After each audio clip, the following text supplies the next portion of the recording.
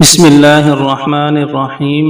محترم ناظرین السلام علیکم۔ ناظرین، اس سے پچھلی ویڈیو میں ہم نے دیکھا کہ کس طرح حضرت یوسف علیہ السلام کے بھائیوں نے انہیں کنویں میں پھینکا، پھر اللہ تعالیٰ نے ایک قافلے کے ذریعے سے ان کو کنویں سے باہر نکالا۔ اس قافلے والوں نے انہیں مصر کے بازار میں فروخت کر دیا اور ان کا خریدار کوئی اور نہیں بلکہ عزیز مصر تھا۔ آج کی ویڈیو میں ہم آپ کو بتائیں گے کہ عزیز مصر کی بیوی حضرت یوسف علیہ السلام کی محبت میں کس طرح گرفتار ہوئی اور اس نے حضرت یوسف علیہ السلام کو کیوں قید کروایا۔ حضرت یوسف علیہ السلام عزیز مصر کے قصر میں پلے بڑھے اور جوان ہوئے۔ حضرت یوسف علیہ السلام خوبرو نوجوان تھے، جو بھی یوسف علیہ السلام کو دیکھتا ان کا دیوانہ ہو جاتا۔ جب عزیز مصر کی بیوی جس کا نام زلیخا تھا، اس نے حضرت یوسف علیہ السلام کا بے پناہ حسن دیکھا، وہ بے اختیار ان کے عشق میں مبتلا ہو گئی، کیونکہ وہ اس کے گھر میں ہی رہتے تھے۔ اس لیے جب بھی اس کی نگاہ ان پر پڑتی، اس کے سینے میں عشق کی آگ زیادہ شدت سے بھڑک اڑتی۔ وہ لاکھ کوشش کرتی کہ اس بات کو اپنے دل اور دماغ سے نکال دے، لیکن وہ ایسا نہ کر سکی۔ ہر گھڑی یوسف علیہ السلام کی یاد میں گم رہتی۔ آخر اسے اپنے دکھ کا مداوع کرنے کے لیے اس کے علاوہ کچھ نہ سوچا کہ وہ یوسف علیہ السلام کا دامن پکڑ لے اور ان سے وصال کی بھیک مانگ لے۔ چنانچہ ایک مناسب موقع پر جبکہ انہیں تنہائی میسر تھی، اس نے اپنے دل کی بات یوسف علیہ السلام سے کہہ دی۔ لیکن یوسف علیہ السلام جو خاندان نبوت کا جوہر تھے اور جنہوں نے دامن عصمت میں پرورش پائی تھی، انہوں نے اس کی طرف سے منہ پھیر لیا۔ اگرچہ یوسف علیہ السلام نے بے ارنائی برتی، تاہم عزیز مصر نے اس بات کو جانے نہ دیا اور حضرت یوسف علیہ السلام کی بے توجہی اس کے عشق کی آگ کو اور بھڑکا دیا۔ تب اس نے اپنا مقصد حاصل کرنے کا پختہ ارادہ کر لیا۔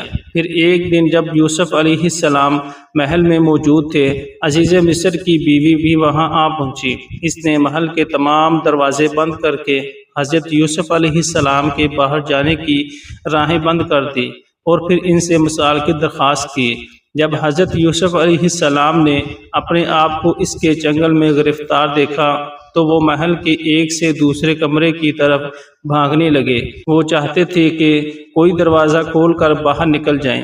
عزیز کی بیوی جو ان کا پیچھا کر رہی تھی، اس نے پیچھے سے ان کی قمیض کا دامن پکڑ کر ان کو اپنی طرف کھینچا، جس سے حضرت یوسف علیہ السلام کی قمیض پیچھے سے پھٹ گئی اور عین اسی وقت عزیز مصر محل میں داخل ہوا۔ اس نے ایک ایسا منظر دیکھا کہ قریب تھا کہ وہ پاگل ہو جائے۔ اس نے محل کے دروازے کے سامنے حضرت یوسف علیہ السلام کو پھٹی ہوئی قمیض کے ساتھ اور اپنی بیوی کو عجیب سی حالت میں اس کے پیچھے دوڑتے ہوئے دیکھا۔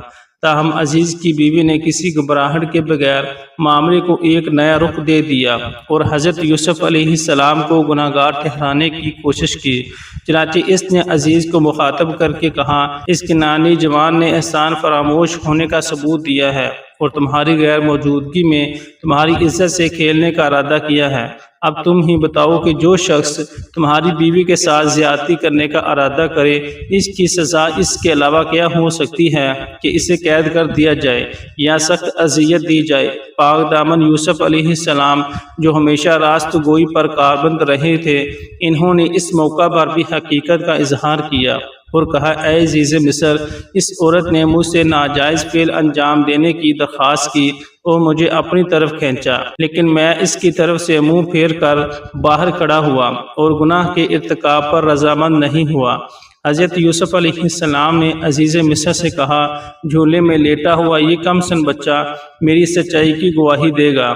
اللہ تعالیٰ نے اس بچے کو قوت گویائی دی، جس نے حضرت یوسف علیہ السلام کے حق میں شہادت دی۔ اس نے کہا، یوسف علیہ السلام کی قمیض کو دیکھو، اگر وہ سامنے سے پھٹی ہے تو یوسف گناہ گار ہے اور اگر پیچھے سے پھٹی ہے تو یوسف علیہ السلام سچے ہیں۔ اور عزیز کی بیوی نے ان پر ناحق تہمت لگائی ہے۔ تب عزیز مصر نے دیکھا کہ یوسف علیہ السلام کی قمیض پیچھے سے پھٹی ہے۔ وہ سمجھ گیا کہ اس معاملے میں یوسف علیہ السلام کی کوئی خطا نہیں، لہٰذا اس نے یوسف علیہ السلام کو مخاطب کر کے کہا، اے یوسف، اس قصے کو یہیں ختم کر دو اور اس موضوع پر کسی سے گفتگو نہ کرو تاکہ لوگ ہمارے بارے میں باتیں نہ کرنے لگیں۔ پھر اس نے اپنی بیوی سے کہا، تم عورتوں کے مکر کا کرشمہ ہے، بلا شبہ تمہارا مکر و فریب بہت بڑا ہے۔ جاؤ اور خدا کی بارگاہ میں توبہ استغفار کرو کہ تم خطا کاروں میں سے ہو۔ اگرچہ عزیز مصر نے کوشش کی تھی کہ اس کی بیوی کے عشق کا راز افشا نہ ہو پائے، لیکن مصر کے امراء کی بیگمات کو اس کی بھنک پڑ گئی اور وہ اپنی محفلوں میں اس کی باتیں کرنے لگی، بلکہ بعض نے تو عزیز مصر کی بیوی پر کھلی تنقید شروع کر دی اور وہ اسے لعنت ملامت کرتے رہے۔ مصری بیگمات کی طرف سے اس سازش کی اطلاع عزیز مصر کی بیوی کو بھی ملی۔ اس پر وہ بہت رنجیدہ اور پریشان ہو گئی، پھر سوچنے لگی کہ کوئی ایسی تدبیر کی جائے جس سے وہ عورتیں اس کے سامنے زبان نہ کھول سکیں اور اس کی ہم نوا بن جائیں۔ بڑی سوچ بچار کے بعد اس نے کسی خاص دن پر اپنے ہاں ایک محفل منعقد کرنے کا فیصلہ کیا اور مصر کی تمام بیگمات کو اس میں شرکت کی دعوت دی۔ جب وہ آئیں اور تکیوں سے ٹیک لگا کر بیٹھ گئیں تو انہیں ایسے پھل پیش کیے گئے جن کو کھانے کے لیے چھری سے کاٹنا پڑتا تھا، اس لیے ہر عورت کو ایک چھری دے دی گئی، اور عین اسی وقت عزیز کی بیوی کے اشارے پر حضرت یوسف علیہ السلام اس کمرے میں داخل ہوئے۔ حضرت یوسف علیہ السلام کے آتے ہی ان عورتوں کے ہوش و حواس جاتے رہے، وہ ان کا جمال بے مثال دیکھنے میں محو ہو گئیں اور بے خبری میں پھلوں کی بجائے اپنے ہاتھ کاٹ ڈالے اور کہنے لگے یہ انسان نہیں بلکہ ایک بڑی شان والا فرشتہ ہے۔ عزیز مصر کی بیوی اپنی اس کامیابی پر پھلی نہ سما رہی تھی، اس کے ہونٹوں پر فاتحانہ مسکراہٹ ظاہر ہوئی اور اس نے کہا یہ وہی یوسف ہے جس کے عشق پر تم مجھے ملامت کرتی رہی ہو۔ تم نے اسے ایک بار دیکھا ہے اور اپنے ہاتھ کاٹ لیے ہیں، لیکن میں نے مختلف اوقات میں اس کا اٹھنا بیٹھنا اور سونا جاگنا سب دیکھا ہے، کیونکہ وہ میرے گھر میں ہی رہتا ہے، اس لیے میں اس کے سامنے اپنا دل ہار بیٹھی ہوں اور اس سے وصل کی طالب ہوئی ہوں۔ تاہم اس نے پاک دامنی کو اپنا شعار بنا رکھا ہے اور وہ مجھ سے منہ موڑے رہتا ہے اور اپنی ملکوتی روح کے ساتھ فقط اپنے کام سے کام رکھتا ہے اور پاک دامنی کی حد سے آگے قدم نہیں بڑھاتا۔ اس کے باوجود بھی میں اس سے بڑا اچھا سلوک کرتی ہوں، اور اگر وہ میری بات نہیں مانے گا تو اسے قید کر دیا جائے گا۔ وہ دن گزر گیا تو عزیز مصر کی بیوی پھر سے یوسف علیہ السلام کو ورگلانے کی کوشش کرنے لگی، لیکن اس کی تمام کوششیں بیکار ثابت ہوئیں، حتیٰ کہ وہ بالکل ناامید ہو گئی۔ حضرت یوسف علیہ السلام بھی اس مصیبت کے ہاتھوں سخت پریشان تھے۔ وہ عورتوں اور بالخصوص عزیز کی بیوی کے شر سے خدا کی پناہ مانگتے تھے۔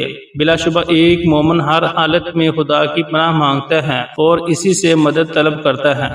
چنانچہ حضرت یوسف علیہ السلام نے بارگاہ الہی میں اپنے ہاتھ پھیلائے اور کہا، اے پروردگار، قید خانے کا اندھیرا اور تکلیف برداشت کرنا میرے لیے اس مصیبت سے آسان ہے، اور اگر تو مصر کی عورتوں اور عزیز مصر کی بیوی کا شر مجھ سے دور نہ کر دے تو خطرہ میرے نزدیک پہنچ جائے گا۔ پھر یہ بھی ممکن ہے کہ میں گناہ کے گھڑے میں جا گروں اور میرا نام جاہلوں کی فہرست میں شامل ہو جائے۔ اللہ تعالیٰ نے یوسف علیہ السلام کی دعا قبول فرمائی اور انہیں اس بہت بڑے فتنے سے نجات بخشی۔